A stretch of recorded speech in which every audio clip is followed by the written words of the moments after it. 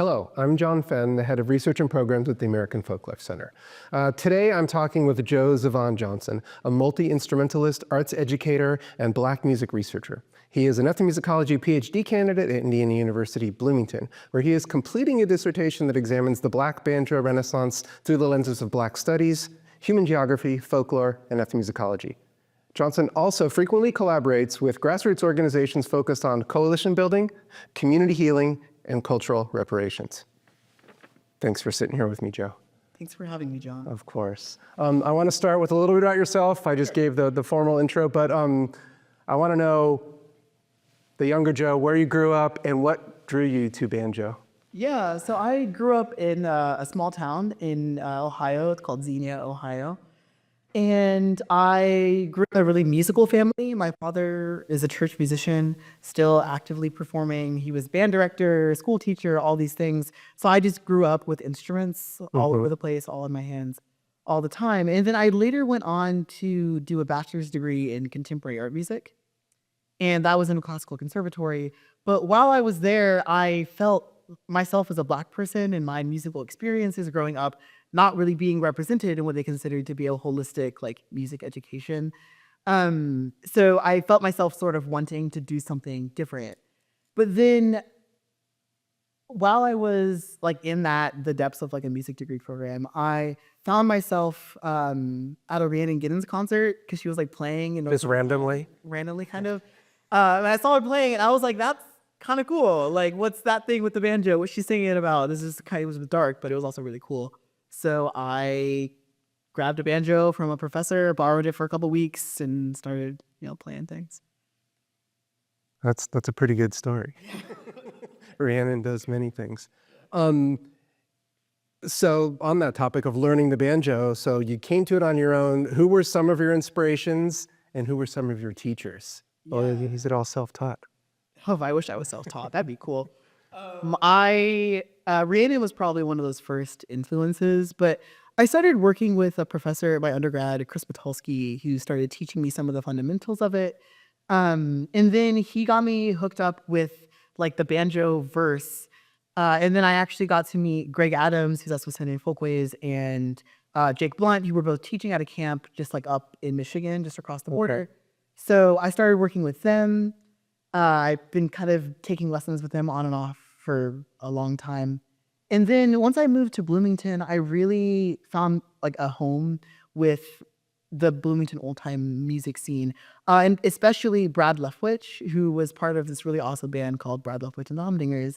And for the better part of like 2 years, I was just going over to Brad's house and we'd play tunes together. He played banjo, I'd play fiddle. His wife would sometimes play a guitar or a banjo uke. And that's really where I started to develop my musical voice. Okay. And so it was mostly old time repertoire that you were in when you were early banjo days? But at the early times, like I was playing old time, but then I also was really fascinated by the 1840s and 1850s banjo instruction manuals. So I was learning that repertoire, assuming that it was also old time. But then I realized when I started going to old time spaces that they were different things. So I kind of had to make a switch. Did you find those manuals on your own, or were they sort of being discussed in the musical communities you were a part of? Like, what was the path to those? Yeah, so I think that one of my college professors introduced me to it. It was probably Chris Witulski. But at that time, when I started playing banjo, long story about academic credentials and things, I added a second degree in world music. And as part of that, I had to write like an undergraduate thesis. And I started diving into like these historical books and manuals as part of that research project. So your research kind of started when you were an undergrad, Yes. the path, just the seed of that. Okay. I want to talk about, or have you talk about Black banjo recovery, reclamation, the terms that get used. What does that refer to? What does that mean to you?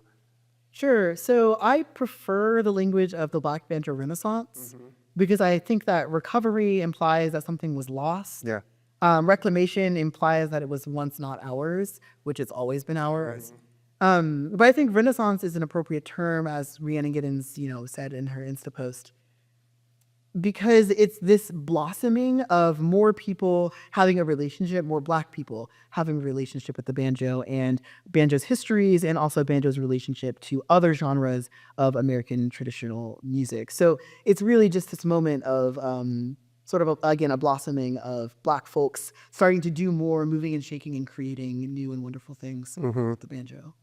Who are some of the key figures that you've been both drawn to and in that community and part of the Renaissance yourself that you've been learning from? And I know you mentioned some of them in your talk. Yeah. Not just learning banjo, but learning the sort of broader ethos of what's going on. Yeah, totally. So in addition to Rhiannon and Jake, I've also spent some time playing with Justin Robinson, who he's never really taught me how to play banjo, but I sat down with him playing fiddle, and his arm is like, he's ripping, he's playing these tunes. And that's made me learn a lot about why certain techniques exist the way that they do, and certain practices are played the way that they are. But also, I've been deeply involved with a project in Oakland, California, with Dr. Angela Wellman and the Oakland Public Conservatory of Music. And they recently, this was like 2 years ago, 3 years ago, 2 years ago, started the Black Banjo and Fiddle Fellowship, which is essentially a space where they created space for Black folks who play banjo and fiddle to come and learn together, create together, play music together. And then right now, I'm teaching currently lessons to primarily Black folks in the Bay Area and also all over the country through that organization in Oakland. It's been a really great opportunity to get to collaborate with other folks who are also interested in learning and revitalizing this tradition. But also, it's been a really wonderful space to have classes of almost all Black people. I had one class that was all Black queer people with locks, which is a really wonderful convergence of people that you don't really get to see. And we were all playing the banjo, and we get to process and think about some of the complicated histories and some of the complicated futures with the banjo. And you were a recipient of that fellowship, is that Yes, correct? yes. Yeah, so that's what got you into it. So I want you to talk a little bit about being a fellow. Sure. And then, because that's obviously led to you being part of that community and a teacher now. And so what was the fellowship? What did it entail? Was it a year? Was it 2 years? Was it undetermined? Yeah, so it was 2 years, but it's also still ongoing. Okay. So originally conceptualized, I started off I got weekly lessons with Jake. They hired him as a banjo teacher. And the fiddlers got to work with Earl White. And we were doing weekly lessons primarily on Zoom, where we were delving into archives, learning how to reconstruct recordings. We were arranging our own tunes. We were learning some contemporary practice and having critical conversations about how we deal with certain pieces of the repertoire, like things that come from minstrel troupes or things that come from some of these other areas of history that are anti-Indigenous, anti-Black, and very American imperialist. So we had a lot of really good conversations with that. And then I also got to have regular meetings with a historian whose name is Tony Thomas. And he has been doing research in this area for a long time. And he essentially would share with us some of the knowledge that he's gained over the years as a Black man studying banjo history and culture, which that's been really wonderful. So that was the first year. Then in the second year, we started to teach workshops. I did a month residency in Oakland 2 summers ago, where I was teaching pop-up workshops with some of the banjos that the school had. And then I've been teaching since online workshops through KC. But then with the other fellows, there's 2 other fellows, Darcy Ford James and Patrice Strahan. We have also performed at like the Berkeley Old Time Music Convention, and they co-sponsored the fellowship. We've also performed at the DeFord Bailey Legacy Festival. We went to the Fort Worth African American Roots Music Festival and a couple of other spaces where we've gotten to share what we've learned. But one of my favorite parts of the fellowship has been getting to go into elementary schools in the Bay Area and also in Stockton to do assemblies, teach children how to play these instruments, introduce them to the object, teach them a little bit about history. And I particularly remember one elementary school. It's called Ile Omide, and it's in Oakland. And as we were talking about this instrument, we asked the kids to sing and clap and play along. This African charter school these kids started pulling out instruments and they were adding other rhythms and adding other songs to it. And it was this really magical moment of musical convergence where we were playing banjo and they added to that using their knowledge of other African diasporic forms. That must have been pretty rewarding. It was awesome. What, in other school settings, what kind of questions do you get from the students? Yeah, well, some of them. Because they can be wild, right? So some of the questions that I get are often, is the banjo African, right? What is the lineage of African-American banjo playing? Into that, I would say no. The banjo is an object, as far as I and other researchers know, an object that emerged in the Caribbean around the late 1600s, with the earliest documentation being from Sir Hans Sloane in Jamaica in 1687. But then also with the lineage of Black banjo playing, though so much of the research is focused on Appalachia because of historical trends in folklore studies, African Americans playing the banjo have existed in all states of the Union, in all countries, in all nations in the Americas, and has also expanded into Black cultures and communities all over the world. There's a really great book that recently came out by Matthew Morrison, Black Sound, the Remaking a Musicological Discourse, where he has a section where he studied Black, essentially minstrel-esque performers that were performing in the United Kingdom as well. So I always reiterate that there are many and multiple banjo traditions, but the tradition that we often cite is that of Joe Thompson and Odell Thompson, who taught the Carolina Chocolate Drops, and they started a lot of what the Renaissance's movements have happened. Yeah, kind of an important node in that Renaissance, right? But not the starting point. Yes. I think that often gets lost in the conversation. So the fellows come from all over, but the people in the classes in Oakland, are they all Bay Area residents? Would you get a sense that people are... Yeah, so the students are also coming from... Oh, okay. So the in-person classes that happen in the Bay are mostly Bay Area residents, but I've even had people drive up from like Sonoma or even Washington to come down and do their workshops. Okay. The online classes is about 50-50. Okay. Some of them are in Oakland and they have direct connections with OPC, but others, I have a student in Canada, I have one from Arizona, I have students in Chicago, I have one student who currently lives in Western North Carolina, who come into those Zoom meetings as well. So you're getting people from all over. Yeah, I also have one student in Maryland. She's just a couple counties north of here. Okay. Yeah. And the online classes, are those focused on more than playing technique? Are they about the history and the difficult conversations and the repertoire, like the kind of stuff that you're getting in your fellowship? Yeah, so there's a combination. It's primarily playing technique. Okay. Like how to hold the instrument, here's the string numbers, here's how to do the clawhammer shape. But in that, and as we learn repertoire, we do have conversations about like what tunes, what's their origin, where do they come from? And some of them, like I remember I taught them about Angeline the Baker and its minstrel legacy to help them identify some of these problems. So the conversations sort of naturally come out of teaching the repertoire. Okay. Your scholarship. You just gave us this wonderful presentation on 2 chapters from your dissertation in process. But I was wondering if you could give an overview of your research topic first. Yeah. What's the elevator pitch? So the working title of my dissertation is Black Banjo Bodylands, which indexes the simultaneous co-constructions of banjos, lands, and Black people who activate those objects as ancestral technology. The research project is really broad at this moment because so little ethnographic research has been done on the relationship between Black people and the banjo.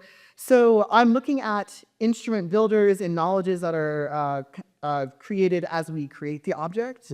But I'm also interested in looking at that teaching of performance practice, that teaching of the repertoire, that engagement with the history, and then how it also manifests in certain performance contexts. Like I'm particularly thinking about the work of Jake Blunt, but also Kaya Cater, Trey Wellington, and then also their band New Dangerfield and the things that they've gone through, as well as some reflections on the Carolina Chocolate Drop years. Okay. You started to get at this, but I want you to talk a little bit about methods. So you mentioned ethnographic work. So you're doing, who are you interviewing? Builders for sure, but are you? Yeah. So I've interviewed a number of builders. I have interviewed all of the original Carolina Chocolate Drops plus Celia Greg Wilson. I've talked to Tony Thomas. I've talked to the people who created the Black Banjo Gathering in 2005. I've spoken to a number of my banjo students who have been interested in being part of my study. Okay.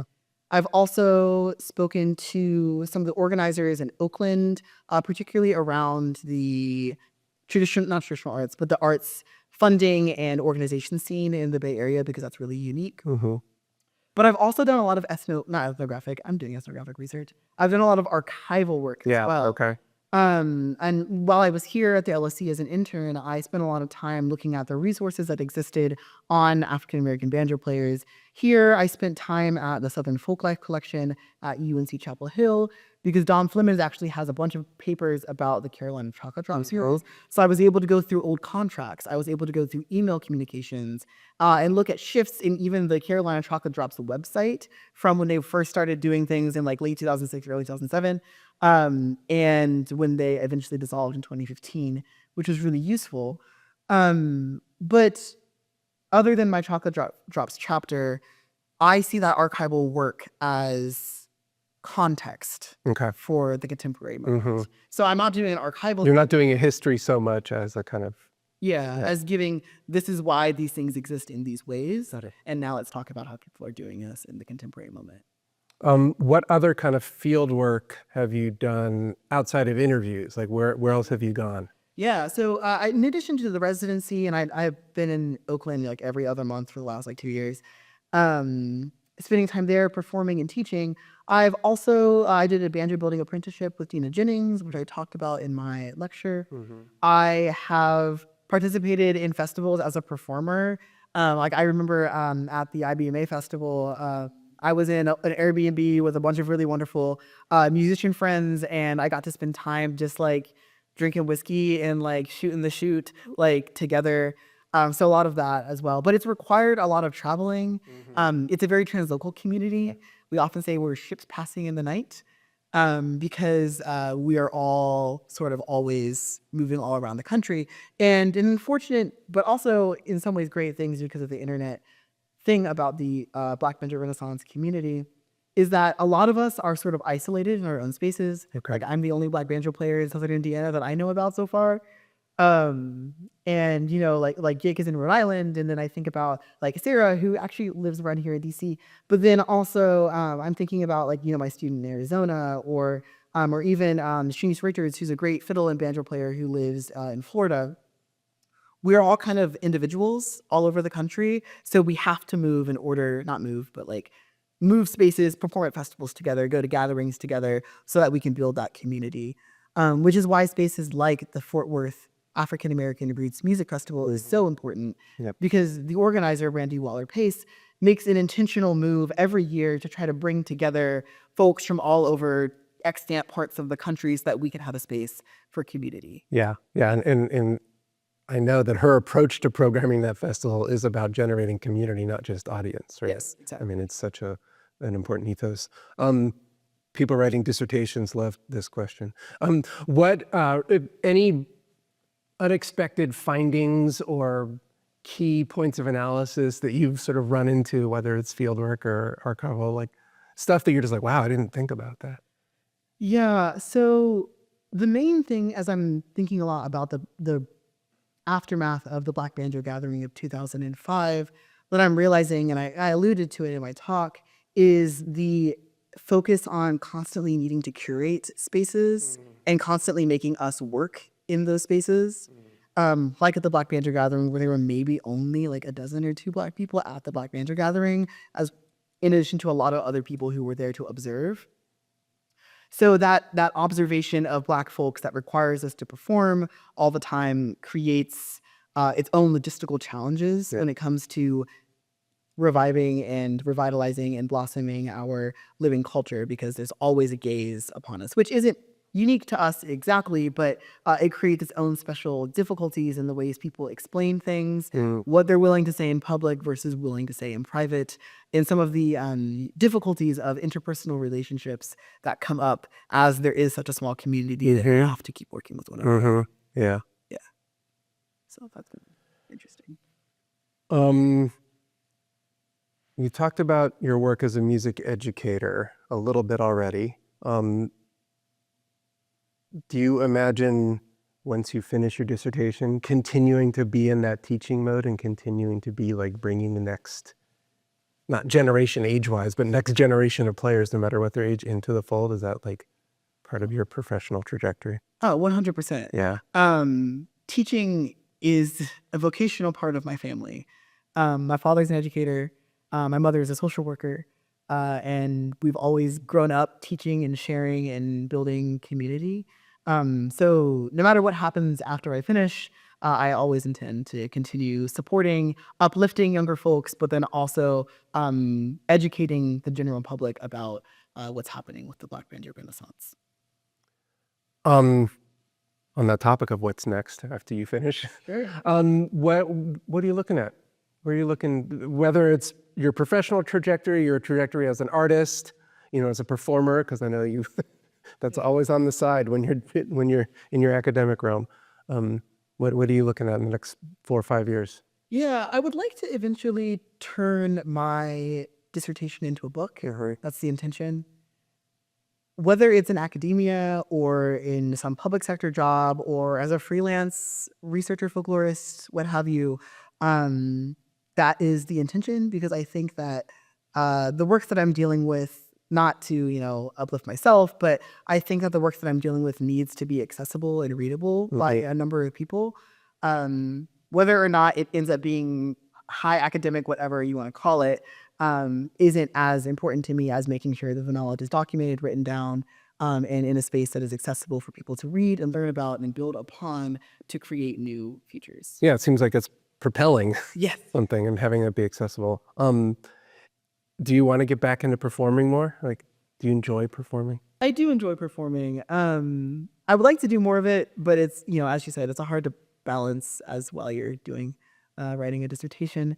I do have some performances coming up, and I'm working on building a few more things in the next couple of years. But I think that it's important to stay balanced with my academic training and my performing, so I don't ever see the performing ever going away. But so yeah, I do see my performance continuing, but I also see my academic research continuing as well. The last question I have for you, and then we can keep talking, is now that you're, as you mentioned before, you were an intern here Yes. in 2023. Now that you're 2 years out from that, what reflections do you have on opportunities like that, whether it's specifically the AFC internship? I know you did a lot of amazing work where you here, and that's part of who you are now as a scholar and student, but like, what do those kind of opportunities provide to emerging practitioners, scholars? Yeah, I mean, I think that those opportunities really allow you to build a working relationship with colleagues outside of, your tiny corner of the academic world. I feel like so often folks get caught up in the internal life of the university, which is important to be involved with. But I think that in order for your work to survive and have a life outside of that very short period of life that's an academic degree, it's important to continue building connections and building knowledge that expands, beyond that space. And I think it's incredibly important to maintain those connections that come up, but then also to mobilize those resources that you have, like having the time here, not just to kind of putz around the library, but actually spending time to forward all of your larger research agenda goals that might extend beyond your, ability to accomplish or finish a degree. So I think that working here, but also working at other places, like I worked at use that too. to the Country Music Hall of Fame. Those different experiences helped me refine some of my archival study, but then also get a better landscape for like what the discipline is beyond academia and seeing what spaces we can move and shake, outside of the ivory tower of schools. Because people don't live in schools; they live everywhere else. Sometimes far away from schools. Mostly far away from schools. One more thing I wanted to ask you. Will you build another banjo? Oh, absolutely. Yeah.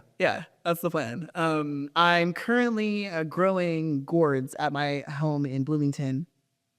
I'm hoping to cure some and then eventually start building next year, because it takes about a year for them to cure. Okay. They're all just now fruiting right now, and they're starting to get bigger and bigger.